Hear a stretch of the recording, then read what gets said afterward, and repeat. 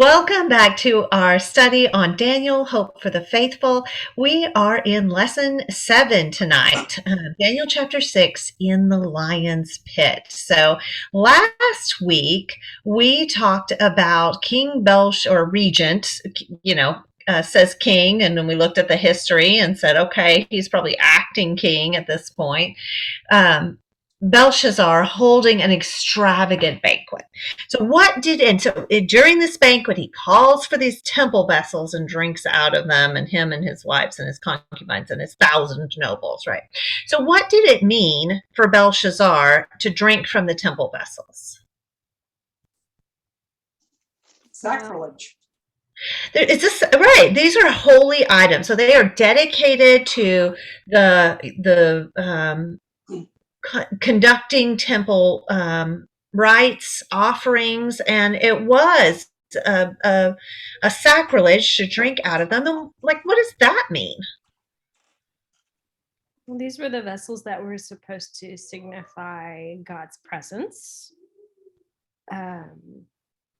In sharing with his people, and these things have been taken out of his temple, and now they've been taken out of whatever temple they were in for some other god, and they're using them to drink to their gods. Yeah, a lot of problems there, right? So, first of all, those temple vessels had an intended purpose, right? They were made with the table of the showbread, which was to show the bread of God's presence, that He would provide for the people and be at the table with them. And then the vessels are to pour out a drink offering, so the wine that goes with the bread, so that it would say that God has given us abundance and is with us in the land.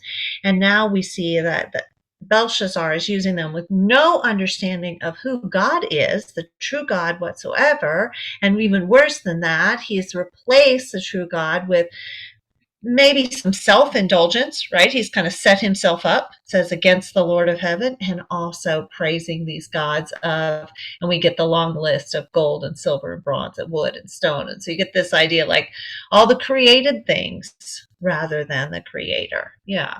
So he didn't recognize the nature of God or the sovereignty of God. And we saw that because of the whole abuses, the whole progress of the Babylonian reign. From Nebuchadnezzar, we saw the list of kings on down to Belshazzar, regent for his father, that they were reigning because God had a job for them to do, but they also abused people, and God said He would end their kingdom, and He did. And it took a while.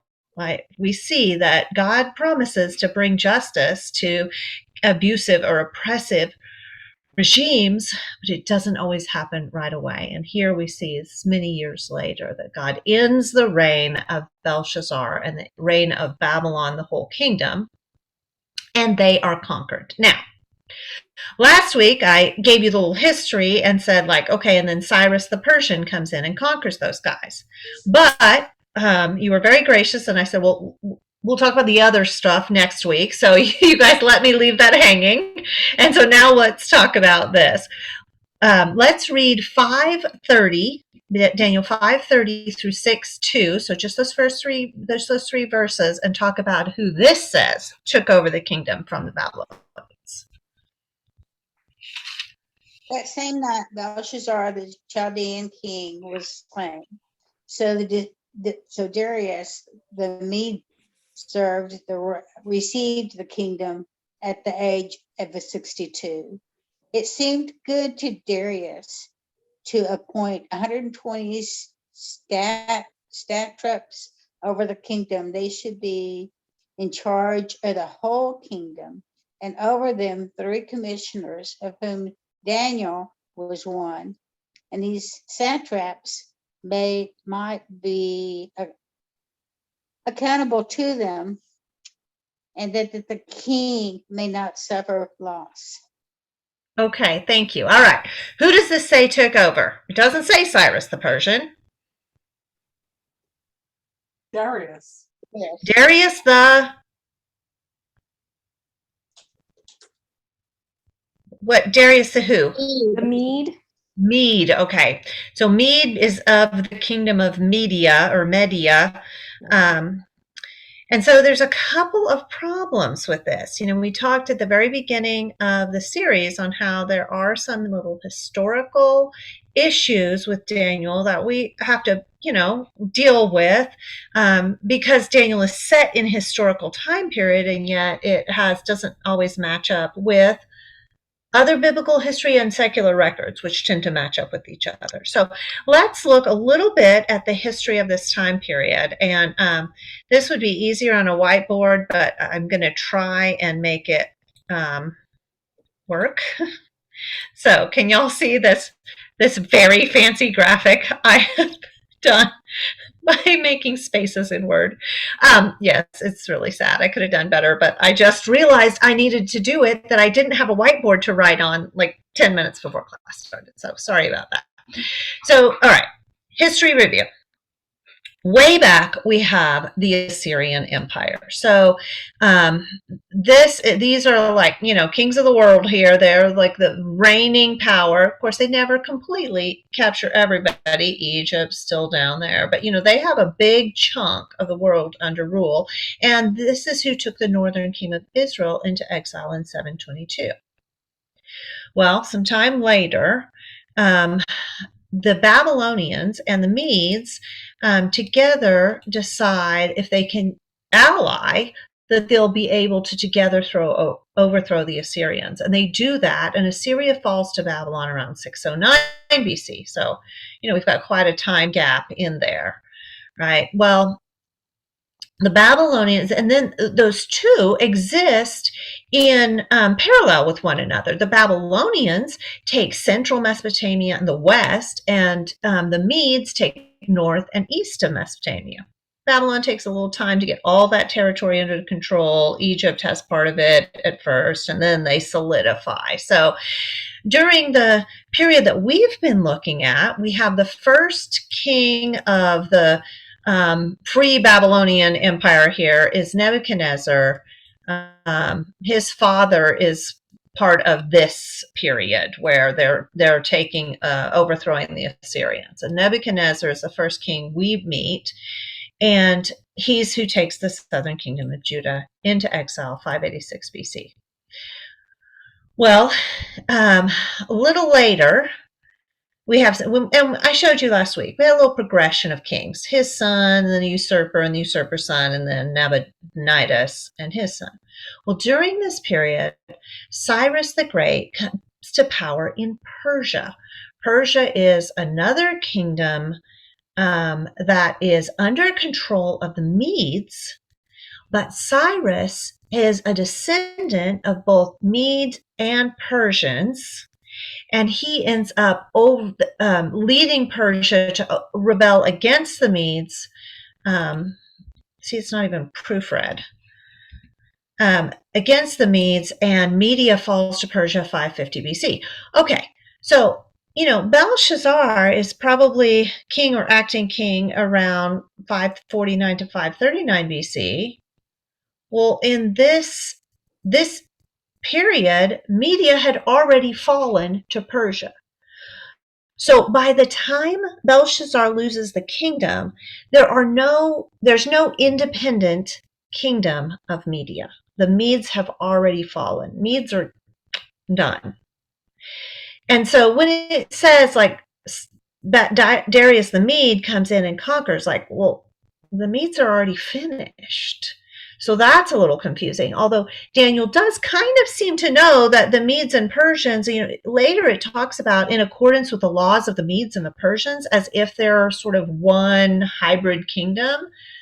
Well, there's some truth to that, right? Persia had taken over Media, and so there's some, you could call that combined, although it's really Persia. You call it Medes and Persians, right?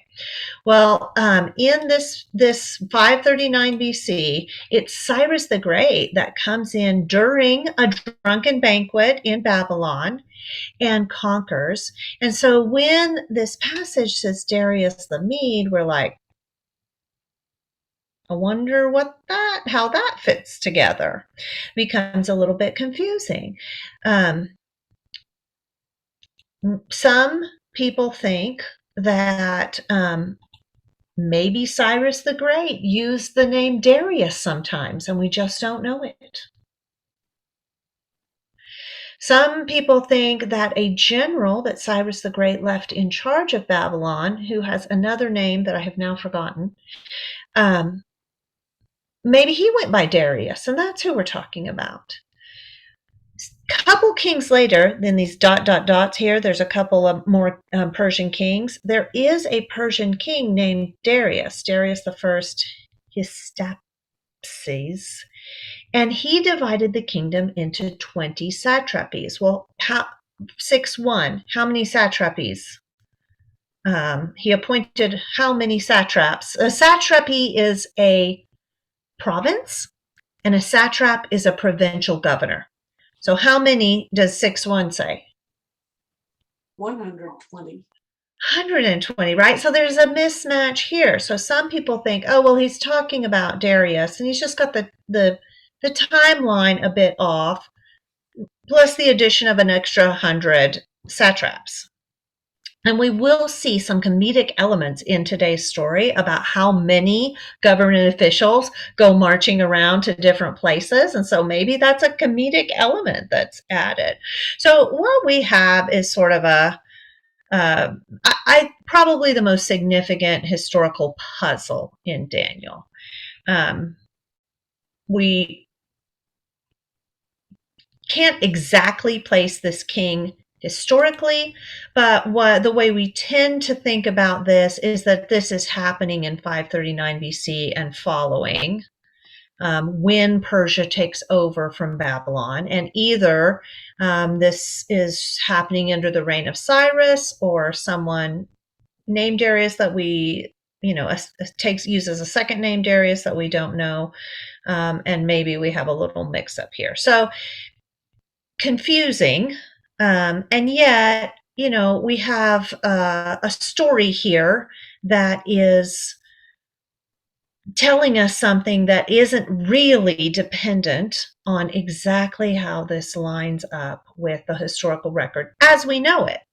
And sometimes when this sort of thing happens, more archaeological discoveries later help us make sense of it. Archaeology is still happening, discoveries are still being made. We could make sense of this eventually. Right now, it doesn't look like we're going to know how to do that. So I think where we land on this is we recognize this is a genre that is not primarily about giving us historical accuracy. We wouldn't, if we took a poem, we wouldn't necessarily hold it against a poem if we felt that there was a poetic language in it that didn't reflect the historical accuracy of the time, because we would take, like, this is a poem, it's communicating, emotion, a sense of the time and place. And so I think that's what we have here. We have apocalyptic literature where the point is the story, right? This is a genre that's concerned with symbols and what they mean, with communicating theological truths. And it's okay that we don't quite get the history. We recognize that we need to take scripture as it's meant to be taken, not put our modern historical demands on it and expect it to meet those. So we take it on its own terms. We recognize that it's reliable and it tells us the truth about who God is through story. Questions or comments on that?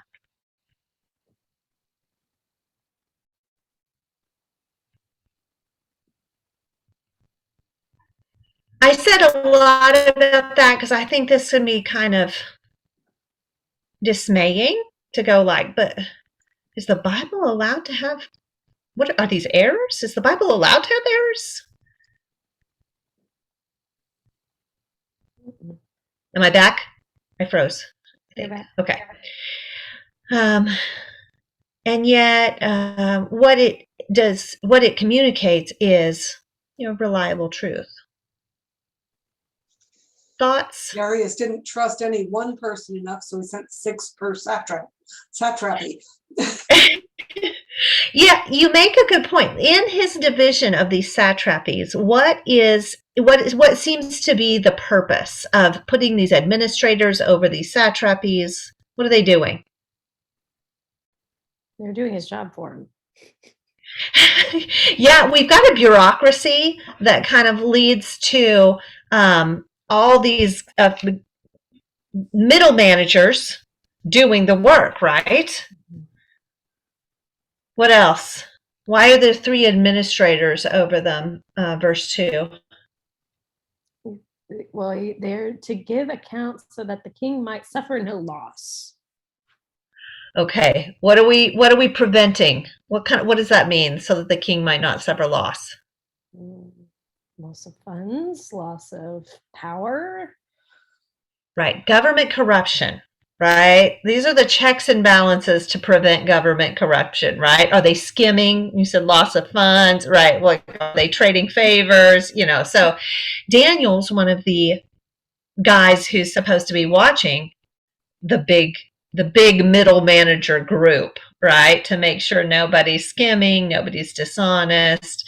And so, that's an interesting place for Daniel to be. Let's read verses 3 through 15. Now Daniel so distinguished himself among the administrators and the satraps by his exceptional qualities that the king planned to set him over the whole kingdom. At this, the administrators and the satraps tried to find grounds for charges against Daniel in his conduct of government affairs, but they were unable to do so. They could find no corruption in him because he was trustworthy and neither corrupt nor negligent. Finally, these men said, "We will never find any basis for charges against this man Daniel unless it has something to do with the law of his God." So these administrators and satraps went as a group to the king and said, "May King Darius live forever. The royal administrators, prefects, satraps, advisors, and governors have all agreed that the king should issue an edict and enforce the decree that anyone who prays to any god or human being during the next 30 days, except to you, your majesty, should be thrown into the lion's den. Now, your majesty, issue the decree and put it in writing so that it cannot be altered in accordance with the law of the Medes and Persians, which cannot be repealed." So King Darius put the decree in writing. Now, when Daniel learned that the decree had been published, he went home to his upstairs room where the windows opened toward Jerusalem. 3 times a day, he got down on his knees and prayed, giving thanks to his God, just as he had done before. Then these men went as a group and found Daniel praying and asking God for help. So they went to the king and spoke to him about his royal decree. "Did you not publish a decree that during the next 30 days, anyone who prays to any god or human being except to you, your majesty, would be thrown into the lion's den?" The king answered, "The decree stands in accordance with the law of the Medes and Persians, which cannot be repealed." Then they said to the king, "Daniel, who is one of the exiles from Judah, pays no attention to you, your majesty, or to the decree you put in writing. He still prays 3 times a day." When the king heard this, he was greatly distressed. He was determined to rescue Daniel and made every effort until sundown to save him. Then the men went as a group to King Darius and said to him, "Remember, your majesty, that according to the law of the Medes and Persians, no decree or edict that the king issues can be changed." Okay, thank you. All right, let's go back to verse 3. So how is Daniel's career going? Well, Right? He's on top, isn't he? Why?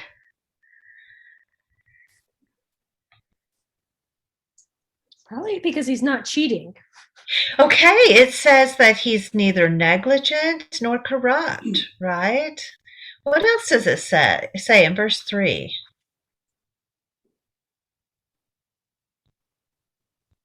Exceptional qualities. Exceptional qualities. Okay. This is literally his extraordinary spirit, It's the word ruach, the spirit, the breath of God. And so we get that echo of, what's in Daniel, a spirit of the holy God, or the spirit of the holy God. Remember how we talked about how, the pagan might say it, meaning spirit of the holy gods, but those same words can be translated spirit of the holy God is in Daniel. So it's because of Daniel's extraordinary spirit, ruach, that he has distinguished himself, right? And so what's the king planning to do next? He's going to put him over all of Yeah. I guess the other two. He's getting yet another promotion. He's going to be over the entire kingdom, second only to the king, it seems. Just like you remember, Joseph gets put charge, second only to Pharaoh, right? The way of the exile, this pattern. We're going to see echoes of Joseph, of Esther, of the God's person in the foreign court, and so his Daniel's extraordinary wisdom has brought him success. And how do the commissioners, or NIV has administrators and satraps, how do they feel about this? Jealous and angry. It does seem jealous. It seems like they are jealous of his promotions and resent him being over them, right? Mm-hmm. Maybe because they're corrupt and he's not. That's a common reason, right? Maybe what else? What other reason? There. Yeah, maybe some prejudice. This later they call him an exile from Judah, mm-hmm. right? Now, how many years has it been since he was brought in exile from Judah, right? This is years and years later. He was probably brought in, maybe 560 or like 602, maybe 603. And now it's all the way down in 539. Like this, he's not a youth anymore. It's been many, many years since he was that kid from Judah. But they're still calling him the exile from Judah. So we may have some prejudice here. And how many of people are we talking about? 123. Well, 122. Right?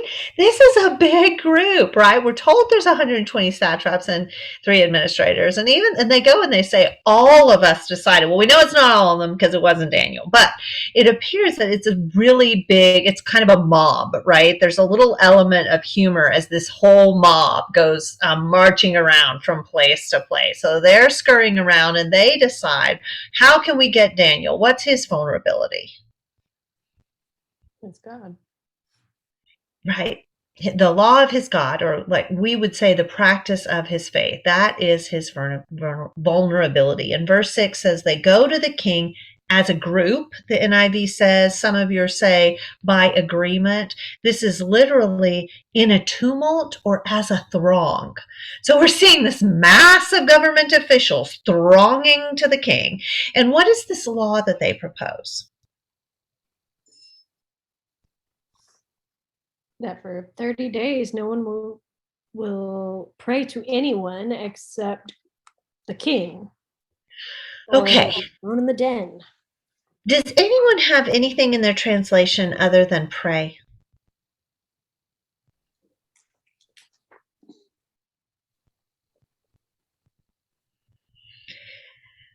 The word here is, what's that? Whoever makes petition to any god. Okay, makes a petition. This is actually, it's 2 words of the same root, and it's not the word for prayer. It's no one shall ask an ask, or no one shall request a request. There's, these are multiple words from the root for ask, or seek, or petition, and this word occurs 7 times. It's just in the section we just read. And the first was in verse 4 when the administrators began seeking something against Daniel. But they go as a group and they say, no one shall, this is verse 7, no one shall ask and ask to any god or man during the next 30 days except you. So no requests. Does this sound religious necessarily? We just heard of this very extensive bureaucracy, right? Like they've got these layers of government officials, and now nobody is supposed to make requests. Would this be normal in a multi-layer government? People need to ask stuff all the time, right? Also, the Persians historically were known to be tolerant of religions and gods of multiple peoples, and would not normally have, made any rules against anything like prayer specifically. So, how do we think that these people talked the king into this? Pitchforks and torches? Peer pressure. So to speak. Okay. Well, so, it doesn't seem there's a threat implied, but they do seem to be a mob. So maybe just kind of by their overwhelming numbers is part of it. What else? I think ego had something to do with that. Like all of us think you are so amazing that no one should ask anything except of you to show how powerful you are in the kingdom. A little flattery here. Right? Yeah, I agree. And they're like, it's just temporary anyway. It's only 30 days, so it'll be good, right?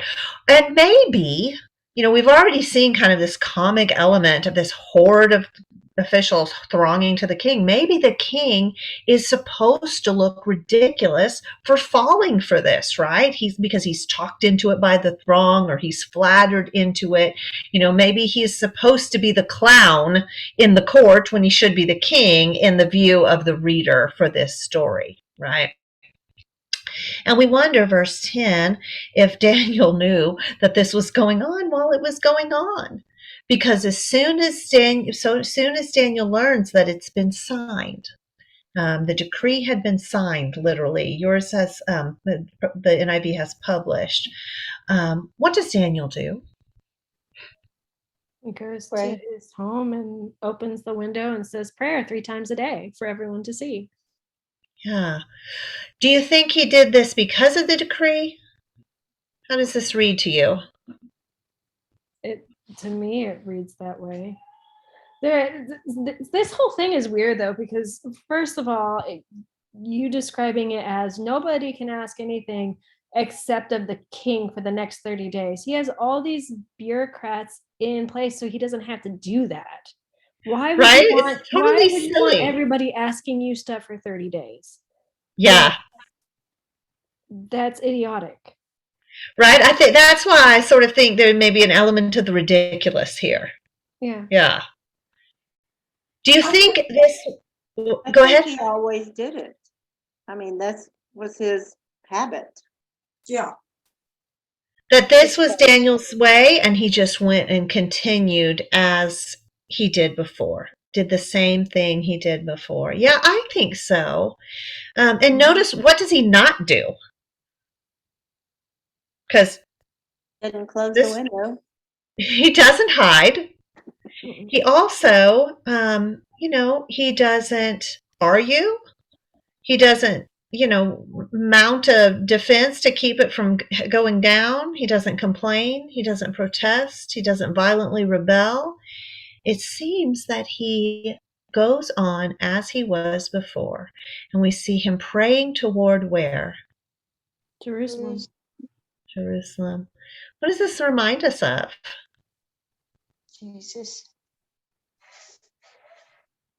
Jesus sets his face towards Jerusalem when it's time. Yeah. Yes. I hadn't thought of that. I like that. I think Daniel had a lot of faith. I think that's another reason why he would do that. He's had a lot of years of living here and following God, hasn't he?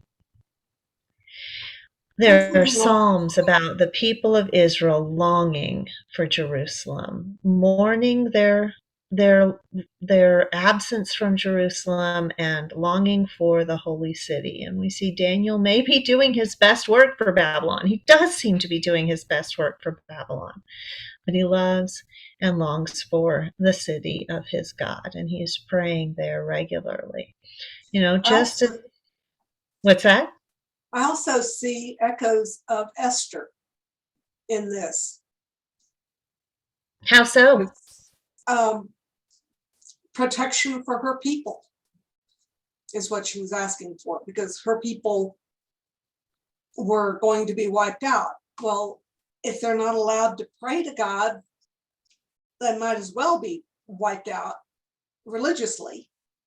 Yeah, how can Daniel afford to not pray when a law that would target any one of his people who pray to God regularly, it has been put into effect, right? And so he is seeking God at the very time that he's under attack. Yeah, great point. This also echoes Shadrach and Meshach and Abednego, right? Yeah. They don't mount a violent protest. They just quietly go on their way, doing the obedient thing for God. And God rescues them. Yeah, this idea. So this whole early section centers around the idea of petition, seeking, and the later section is going to center around the idea of rescue. So we'll get there too. Okay. All right, verse 11. So are we surprised then that the officials go and spy on Daniel? Right? The whole thing was a trap. They got to go spy so they can spring their trap, right? And they see him asking, NIV says praying, but it's literally making petition, in the same word in verse 4, twice in verse 7, and petitioning. And so, of course, they go tattle, right? Because that was the whole point. Who else got tattled on? Shadrach, Meshach, and Abednego. Right? People came and said, these Jews you put over the provinces of Babylon, right? And so, of course, they go tattle. They start out with, now, king, anyone who asks, anyone who petitions is going to be stuck in the lion's pit, right? Right? You remember the law, king. And the king does not get it, right? He's like, yep, the law stands, can't be revoked. He has not figured it out until verse 13, the other shoe drops, and it's Daniel, one of the exiles from Judah, right? Just like chapter 3, these Jews you put over their provinces. In verse 14, what is the king's reaction? He's distressed and he's trying to find any way to get Daniel to revoke it so Daniel's not in trouble. He's trying to save him. Yeah. It says he's deeply distressed, right? What did Nebuchadnezzar do when he was informed that that the friends weren't worshiping? He was kind of like, now maybe you didn't hear the decree that I put out, so I'm going to give you one more chance to do what I decreed you do. Yeah, and it comes with a threat. And what is his emotional reaction? He's angry. Nebuchadnezzar's. He's angry. Yeah, rage. He's furious.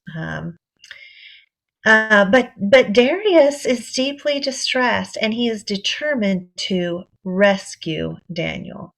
And so this word for rescue starts, this next section that we're going to read. Someone read 16 through 23, please. I'll read it. Thank you. Then the king commanded, and Daniel was brought and cast into the den of lions. The king declared to Daniel, "May your God, whom you serve, continually deliver you." And a stone was brought and laid on the mouth of the den. The king sealed it with his own signet and with the signet of his lords, that nothing might be changed concerning Daniel. Then the king went to his palace and spent the night fasting.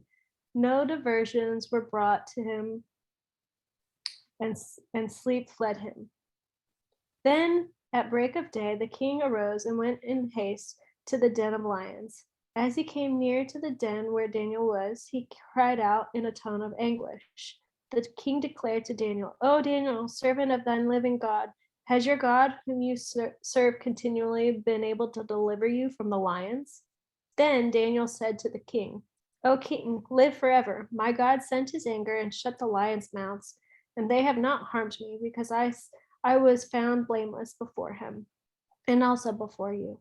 O king, I have done no harm." Then the king was exceedingly glad and commanded that Daniel be taken up out of the den. So Daniel was taken up out of the den, and no kind of harm was found on him, because he had trusted in his God. And the king commanded, and those men who had maliciously. Well, let's pause there. Okay. Thank you so much. So verse 16, he king tries till sundown, and then when sundown, all the nobles come back and say, can't get out of it, so he's cast into, and most translations say the den. However, it appears that Daniel is thrown down in. And this word that's translated den can also equally be translated pit, right? And so it seems down in, like the three friends were thrown down into the blazing furnace. And Daniel later, verse 23, has to be lifted out. So that's why, we most scholars think we should envision this as a pit down in the ground, or a lowered cave with a small mouth. Kings in the ancient Near East would sometimes catch lions in pits, although they then usually moved them to cages and keep them until they were released for hunting as sport. And so it's not weird that there would be lions. It may be weird that they're still in a pit.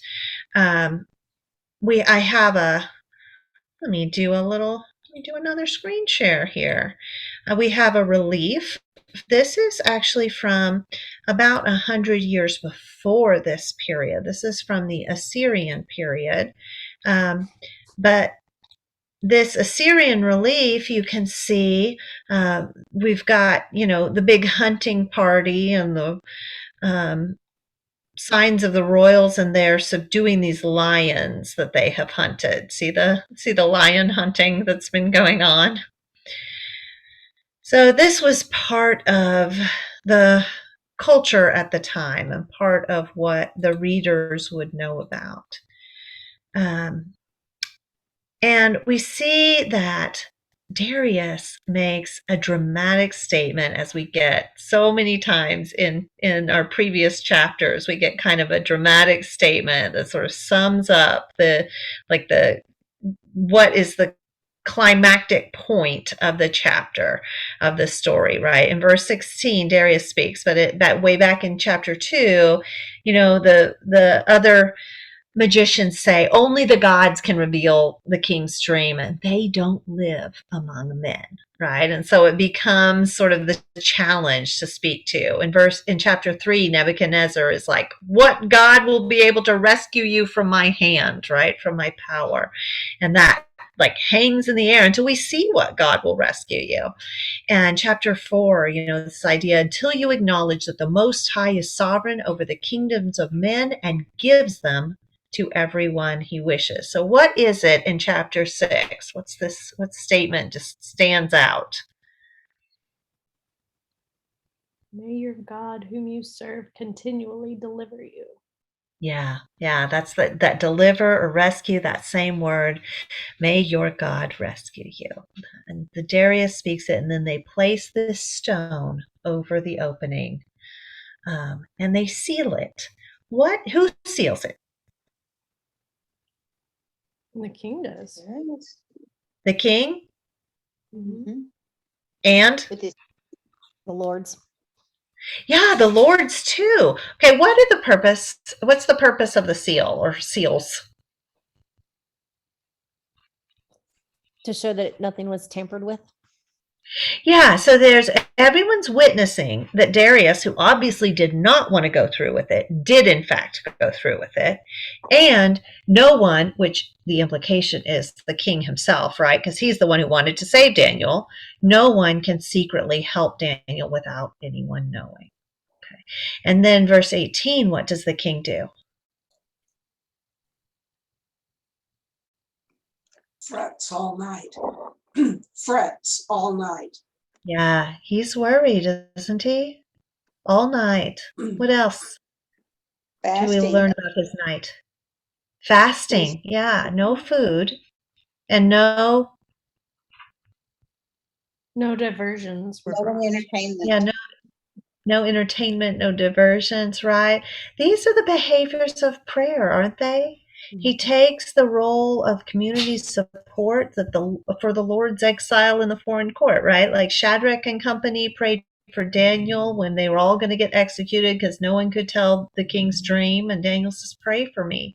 And they pray. And in Esther, the Jews fast and pray before Esther goes into the king. And so the king himself even takes on this role of, supplication kinds of behaviors for Daniel while he is in the lion's den overnight. Okay. So at first light, he hurries back, and what is his anguished question? Is Daniel harmed? Is he dead? Yeah. Is he dead? What does he say? He says something about his God protecting him through the night. Yeah. Was your God able? Has your God been able to rescue you? And Darius wasn't sure, right? He doesn't know God like Daniel knows God. He doesn't know if God was able. Daniel calls back, oh, yes, God's angel, God's messenger, shut the mouths of the lions. Daniel knew that God was able, but just like Shadrach and Meshach and Abednego, God was able, but did they know God was going to save them? It was, even if he doesn't, we will not worship the king that you have set, the image that you, the king, have set up, right? So Daniel knew God was able, but Darius did not. So Daniel is lifted out of the den, and how is he? What's his state? He's without harm. Yeah, no wound is found on him. Just like three friends, right? Their robes weren't singed. There's no smell of fire on them. And why? Why does it say Daniel was saved? Rescued, specifically. Because he had trusted in his God. Yeah. Yeah, this idea that of faithfulness in trial really comes through, that Daniel's trust in his God and his determination to continue to seek God through trial and through resistance provides an exhortation to the reader, right? Even in the face of spite and opposition and danger, be faithful. All right, let's look at verse 24.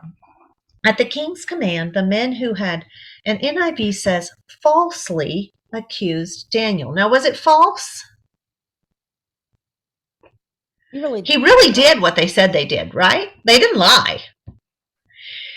A different translation says maliciously accused. This is an idiom, so it's hard to translate. That's the men who had eaten the pieces of Daniel. So we might say like they tried to chew him up and spit him out, or it's the same idiom as in chapter 3. Haven't we seen so many echoes of chapter 3, right? That those who bring charges against Shadrach, Meshach, and Abednego are eating their pieces. It's a expression of malicious intent, right? So those who had maliciously accused Daniel were brought in and thrown into the lion's den. Why are the accusers thrown in? Why are they executed? I Because guess- Darius didn't want to do it in the first place. Say that again, Shirley. Darius did not want to do it in the first place. Yeah, maybe Darius didn't like being made a fool of and having his favored and valued administrator threatened, right? He was not happy with the way this went down, nor of them thronging back in mass, shaking their finger at them, going, "You can't get out of it." Right? It's so maybe the king was pretty mad at that point. What'd you start to say, Aaron? I was gonna say he was on to them and he just, it's like, "Done, you're not gonna do this to me again." Clearly. Yeah. And were they for the good of the kingdom or were they just for spite? Yeah. So great point. Yeah. There's also a line about Daniel being found to have no fault. So if he is faultless and he was forced to be put in the pit, then these guys that are twisting the king's arm in the first place are the ones that are at fault. Right. They are not innocent. They are not blameless, right? The Torah punishment for a malicious witness is that it should be done to him as he intended to do to his brother. Deuteronomy 19:19. So we get a sense of kind of the turnabout, the reversal of fortune. When someone is a malicious witness, then their own schemes will fall back on them. And we see again, as we've kind of seen, sort of a sub theme of Daniel is that God, well, no, I guess this is a theme of Daniel. God does not let injustice go forever, right? He doesn't leave it unpunished, sometimes fast and sometimes slow, but God does bring right judgment. So they're thrown into the lion's den along with Their wives and children. And their children. What is going on here? It is Old Testament, man. We don't like this, do we? It's true that sometimes in the Old Testament, the whole family was held guilty for the sins of one. And we have to, point out here that Scripture doesn't necessarily condone this action, right? Just because the king did it doesn't mean we think it's right necessarily. And yet, so, maybe he shouldn't have done that. But we do go back to the times in early Scripture when the whole family is held responsible for one person's sin. And Or maybe ancients, it's the whole community. sometimes the whole community, sometimes it was all of Israel had a plague because David sinned. Like one person sinned and then everybody in Israel has a plague. Well, I don't know where, I can't remember where it says it, but isn't there something in the Old Testament that says that the sins of the father will be played out upon his grandchildren's children's children? Yeah, visited upon the children. Yeah. So this would make much better sense to ancients than it does to us. They had a much stronger sense of corporate guilt than we do. And I think that change is a change that occurs because of God's new covenant. That change in all of, Western society is present because of the effects of God's new covenant. Ancients would find it probably not disturbing that the wives and the children were given the same punishment as the conspirators. You would think that it would make them think twice before acting. Maybe it was a crowd control issue. Deterrent. Mm-hmm. Yeah. As God, we have that. So the fact that the sins of the fathers are visited on the children is a description of the human condition, isn't it? Mm-hmm. None of us can escape evil. The evil we do affects those around us. And our justice systems try to only punish the guilty, right? And yet, with human evil, we see parents' wrongs do as consequence. They just do hurt children, right? And God tells us that he's not going to have it be like this forever. In the beginning, as he starts in the law, he starts saying that only the guilty will be punished, not the, relations around them. In Jeremiah 31:29, he says, "In those days I will not say again, the fathers have eaten sour grapes and the children's teeth are set on edge, but everyone will die for his own iniquity. Each man who eats the sour grapes, his teeth will be set on edge." This is a promise. He says, "Behold, the days are coming, declares the Lord, when I will make a new covenant with the house of Israel and with the house of Judah."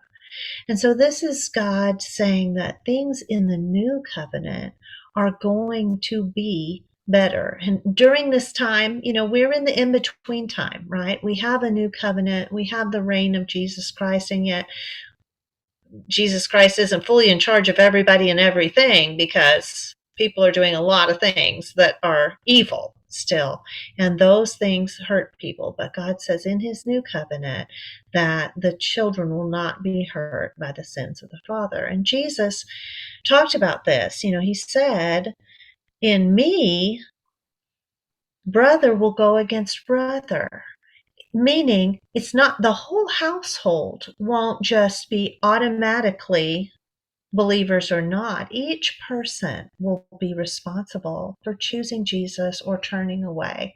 And so there's a progression to a new covenant that we long for and we want to see. We don't want to see injustice, like the whole family thrown into the lion's den. And yet we do still see, those kinds of effects playing out in our world. We see that in the pictures of war on the news right now. We see when the children are hurt, and it's no fault of theirs. And we long for the time when that will not be the case. Questions or comments? Oh, let one more thing. And before they reached the floor of the den, what happened? See, this is what I was thinking too. Hey, the lions. What did you say, Shirley? This is what I was thinking too, and I was going to mention something about this. In verse 19, it says, "And the king arose with the dawn at the break of day, and went in haste to the lion's den. And when he had come near the den to Daniel, he cried out with a troubled voice. The king spoke and said to Daniel, 'Daniel, servant of the living God.'" The living God. Which Yeah. says a lot. Yeah. Yeah, that says a lot about Daniel, who Daniel is, and how his behavior has been a witness for all these years. When the lions overpower them and crush all their bones, we get a completion of a story element here, right? What does this prove about the lions? The fact that they, viciously kill all the conspirators. They're But they mean were and actually hungry and vicious. wild. Yeah, they were actually wild. They were actually hungry. They weren't just fat and happy and didn't want to eat Daniel. Yeah. And so there's a little like proof of, I don't know, proof of wildness here that's happening in the story, for the story arc, that the lions really are vicious, and it's the living God. It's the activity of God that has prevented the lions from doing the same to Daniel. Yeah.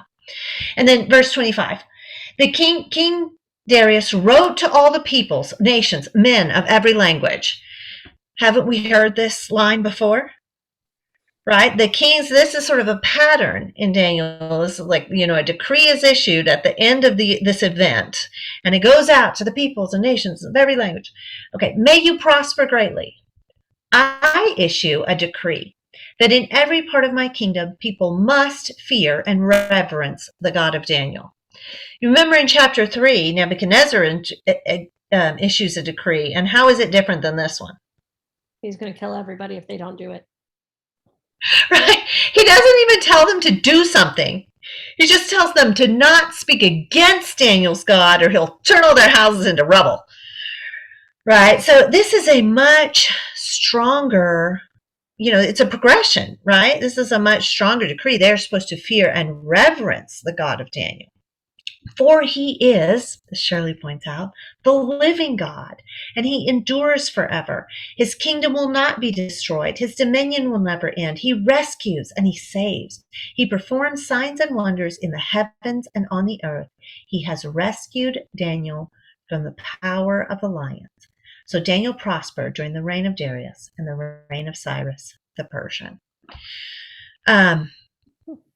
We have a poem in there.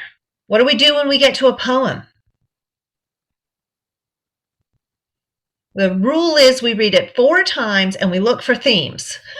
Okay, so you can read it an extra 3 times, but what are the themes? What themes of Daniel does this reveal?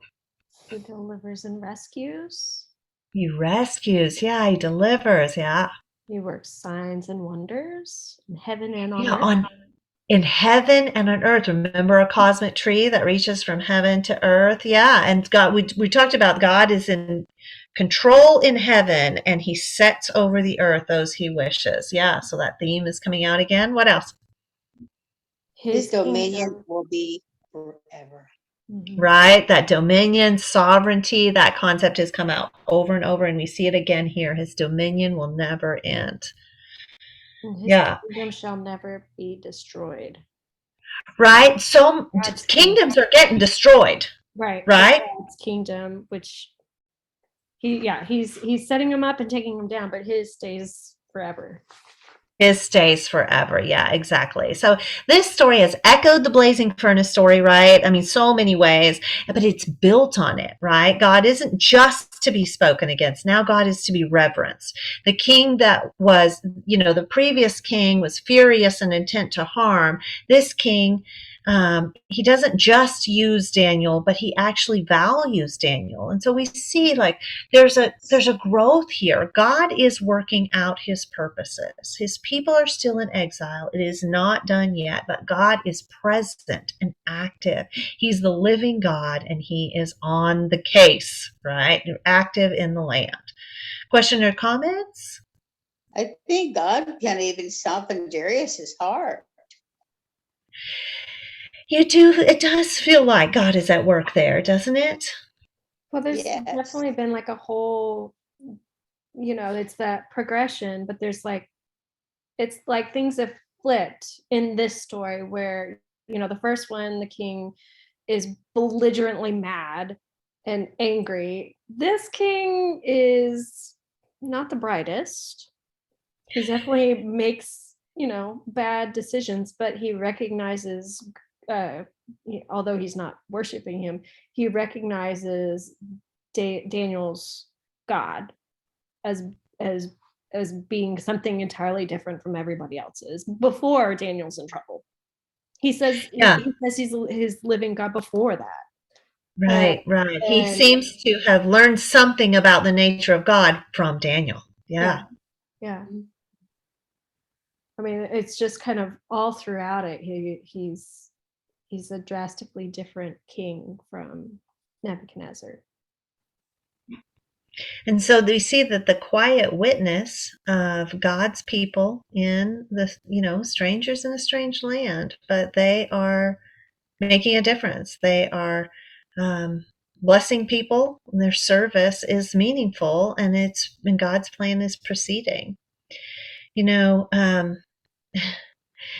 We see again that God's deliverance did not take the form of preventing the trial. God didn't keep the malicious accusers from plotting, and he didn't keep their plotting from working. They didn't keep the king from falling for it, or the spies from seeing Daniel, or Daniel from going all the way to the lion's den. He went into the fire or the mouth of the beast because he was faithful, because he never stopped seeking God, petitioning, asking, even when these jealous, malicious accusers sought to keep him. He went into this pit or this cave that would have served as his tomb, and it was sealed with a stone. But the messenger of God was there with him. Daniel was not alone. And in the morning, the stone is taken away, and Daniel emerges miraculously alive, victorious, because he is proved blameless. Doesn't this begin to sound so familiar? Who is this like? What are we getting pre-echoes of? It's Jesus. Jesus. It's Jesus. Right? God's representative, faithful, servant, other leaders that should be serving, but instead they're jealous and malicious and seeking to kill him. Right? That's all the way through the Gospels. He goes into the pit, into the grave, the tomb. It's sealed with a stone. The angel is there. Jesus comes forth after not one night like Daniel, but after these 3 days victorious. And so these echoes of Jesus, pre-Jesus, tell us who God is. God is always with his servants, and he serves and he sacrifices himself most of all. We see the world is petty and malicious, and faithful servants are often targets of that. The people want to eat the pieces of the faithful, in the idiom of Daniel. But notice that God is able to bring career success out of faithfulness. He doesn't, those things don't have to be separate. God doesn't, the world pits those together, but God is like working out his purposes, and he's building all of those pieces together. God places us where we are so we can serve like Daniel did, like Jesus did, and remain faithful through the trials and overcome because God is present with us. Well, next week we are off for spring break. No class at all next week. And then the following week, we will be studying Daniel 7, which is Daniel's dream. And you'll remember that this is the 1, 2, 3, 3, 2, 1. This finishes up that chiastic structure. So be looking for those echoes of the king's dream, Nebuchadnezzar's dream, in the story of Daniel's dream. All right, any final comments or questions, thoughts before we go to prayer time?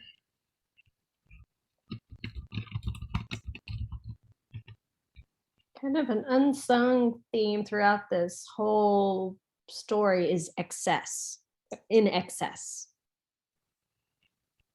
Yeah. I don't understand what the driver is there,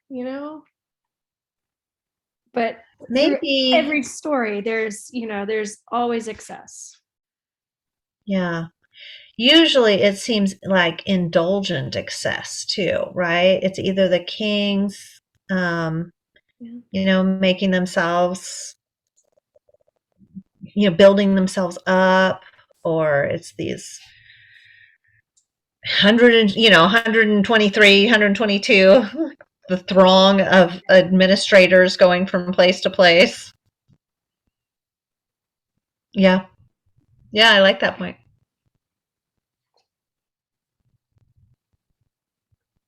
What else? Anything else on your mind thinking about all this? This is a familiar story.